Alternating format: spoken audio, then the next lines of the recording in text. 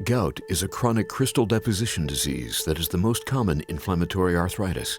Prevalence of gout is rising.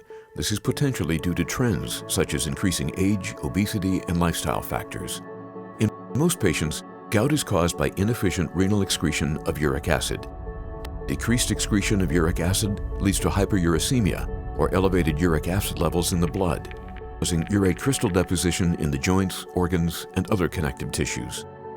Gout and hyperuricemia are independent risk factors for hypertension, CVD, CKD, and diabetes, and have been linked to obesity and osteoarthritis. In humans, uric acid is the natural end product of purine metabolism. The production of uric acid comes from two sources: the degradation of purines during normal cellular metabolism and the breakdown of dietary purines in the gastrointestinal tract. Most uric acid produced by the body is eliminated by the kidneys, and the remainder is eliminated by the gastrointestinal tract. Within the kidney, the glomerulus filters the blood. The resulting filtrate passes through the proximal tubule, where over 90% of uric acid is reabsorbed back into the blood. Multiple transporters, including URAT1 and OAT4 in the renal tubule system, are involved in uric acid reabsorption. URAT1 is one of the major transporters in the renal proximal tubules and reabsorbs most of the filtered uric acid from the lumen, thus maintaining overall uric acid homeostasis. In humans, uric acid levels are regulated by a balance between uric acid production and elimination. In most patients with gout, hyperuricemia results from inefficient renal excretion that may be due to alterations in transporter function. Alterations in transporter function results in higher serum uric acid levels in gout patients.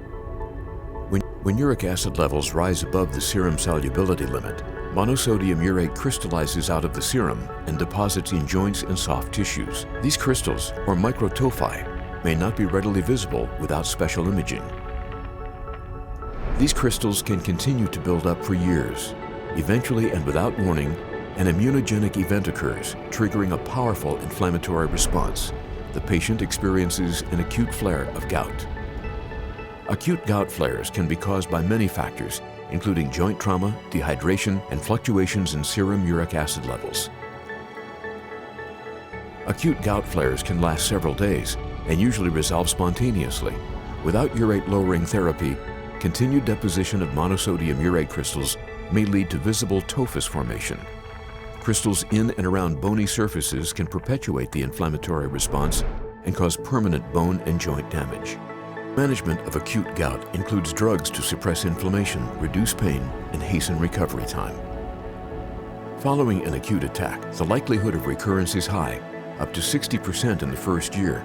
Patients that experience frequent recurring flares may require urate-lowering therapy to protect against recurrent episodes and prevent the development of tophi, which can lead to chronic destructive arthritis. Gout is usually treated through a combination of pharmacological or non-pharmacological means, including caloric restriction, reduced alcohol consumption, and dietary modifications. Long-term pharmacological management of progressive or recurrent gout aims to reduce serum uric acid levels to less than 6 milligrams per deciliter, or in some cases to less than 5 milligrams per deciliter. Unless serum uric acid levels are lowered below the saturation point of monosodium urate, crystal deposition may continue. Maintaining low serum uric acid levels prevents crystal formation and deposition and promotes crystal dissolution.